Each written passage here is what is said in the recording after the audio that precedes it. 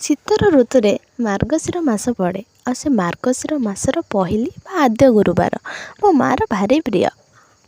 ଯେହେତୁ ଆମେ ଓଡ଼ିଆ, ଆମ ଓଡ଼ିଆର ପରମ୍ପରା ଆଉ ରୀତିନୀତି ଭାରି ବଢ଼ିଆ। ସେହି ପରମ୍ପରା ଗୁଡ଼ିକ ମଧ୍ୟରୁ ଆମ ମଗୁଶିର ମାସର ଗୁରୁବାର ଓଷାଟା ମଧ୍ୟ ବହୁତ ଅନ୍ୟତମ।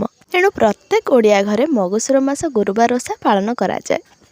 ଆଉ ମୁଁ ତ ଏତେ ଖୁସି, ଏତେ ଆନନ୍ଦିତରେ ମଜି ଉଠେ ଯେ, କାହିଁକି କହିଲେ? କାରଣ ମୋ ମା' ଆସୁଛି। ଯେହେତୁ ମା' ଆସୁଛି, ସେଇ ଖୁସିରେ ଆମେ ଘର ଦ୍ୱାରକୁ ଚିତା, ଝୋଟି, ଫୁଲ, ପତ୍ରରେ ସଜେଇକି ମହକି ଦେଇଥାଉ। କାରଣ ମା'ର ଆଗମନରେ କିଛି ବି ଅବହେଳା ଯେମିତି ନ ହଉ। ଆଉ ମୁଁ ତ ମୋ ମା'ର ରଙ୍କୁଣୀ ଝିଅଟିଏ, ସେଥିପାଇଁ ମୁଁ ବି ଆମ ଘରକୁ ଏମିତି ଚିତା ଝୋଟିରେ ସଜେଇ ଦେଇଥିଲି। ମୋ ମା'ର ଯେହେତୁ ପଦ୍ମ ଫୁଲ ପ୍ରିୟ, ସେଥିପାଇଁ ମୁଁ ପଦ୍ମ ଫୁଲରୁ ତା ଦୁଇଟି ସୁନ୍ଦର ପାଦକୁ ଆଙ୍କି ଦେଇଥିଲି ଆଉ ତାକୁ ଝୋଟି ଚିତାରେ ସୁନ୍ଦର ଭାବେ ସଜେଇ ଦେଇଥିଲି।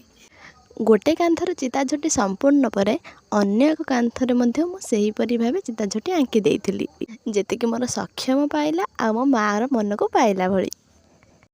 ଆଉ କମେଣ୍ଟରେ ନିହାତି ଜଣେଇବେ କି ମୋ ଝୋଟି ଆପଣଙ୍କୁ କେମିତି ଲାଗିଛି। ଆଉ ହଁ, ଏଇଟା ମଧ୍ୟ ଜଣେଇବେ କି ମଗୁଶିର ମାସର ଗୁରୁବାର କାହାକୁ ଭଲ ଲାଗେ। ମୋତେ ତ ବହୁତ ପସନ୍ଦ।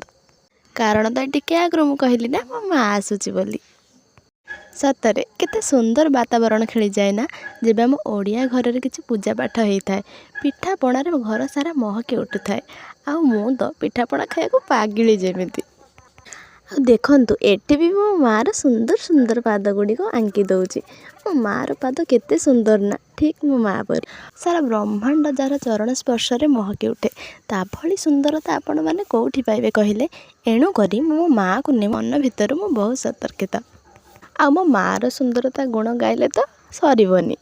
ସତରେ ନା, ମା'ର ଆଗମନରେ ମନ ଭିତରେ କେତେ ଆନନ୍ଦ ଆଉ ଉଲ୍ଲାସ ଭରିଯାଏ। ମୁଁ ତ ମନେ ମନେ ଭାବୁଥାଏ କି ମଗୁଶିର ମାସ କେବେ ବି ନ ସରୁ। ଏଇ ଦେଖନ୍ତୁ, ସେପଟ କାନ୍ଥ ସମ୍ପୂର୍ଣ୍ଣ ପରେ ମୁଁ ତଳ ଝୋଟି ବି ସମ୍ପୂର୍ଣ୍ଣ କରିନେଇଛି। ସମସ୍ତ ଜାଗାରେ ମୋର ପ୍ରଥମ ଆକର୍ଷଣରେ ମୁଁ ରଖିଛି ପଦ୍ମ ଫୁଲ, କାହିଁକି ନା ମୋ ମା'ର ବହୁତ ପ୍ରିୟ। ଚିତା ଝୋଟିର ସମ୍ପୂର୍ଣ୍ଣ ପରେ ଆମ ଘରେ ଆରମ୍ଭ ହୋଇଯାଇଥିଲା ମୋ ମା'ର ପ୍ରସାଦ ପାଇଁ ପ୍ରସ୍ତୁତି କରିବା। ସେଇଥିପାଇଁ ଡାଲମା ପାଇଁ ମୁଁ ପରିବା କାଟି ନେଲା ପରେ ମୋ ବୋଉ ଏଠି ମଣ୍ଡା ପିଠା ପାଇଁ ପୁର ପ୍ରସ୍ତୁତି କରୁଥିଲା। ପୁରର ପ୍ରସ୍ତୁତି ସରିଲା ପରେ ମୋ ବୋଉ ଏଠି ବୁଢ଼ା ଚକୁଳି କରୁଥିଲା ଆଉ ମୁଁ ମୋ ମା' ପାଇଁ ମଣ୍ଡା ପିଠା ତିଆରି କରୁଥିଲି। ମଣ୍ଡା ପିଠାରେ ଭଲସେ ପୁର ଦେଇକିନା ତାକୁ ସୁନ୍ଦର ଭାବେ ଗଢ଼ି ନେଲି ମୋ ମା' ପାଇଁ। ମଣ୍ଡାକୁ ଭଲସେ ଗଢ଼ି ସାରିଲା ପରେ ମୁଁ ଏଠି ଗଇଁଠା ପିଠା ଗଢ଼ିବାର ପ୍ରସ୍ତୁତିରେ ଲାଗି ପଡ଼ିଲି। ଅବଶ୍ୟ ମୋତେ ଭଲସେ ଆସିନି, ଯେତିକି ବି ଆସିଛି ମୁଁ ସେତିକି ପ୍ରୟାସ କରୁଛି।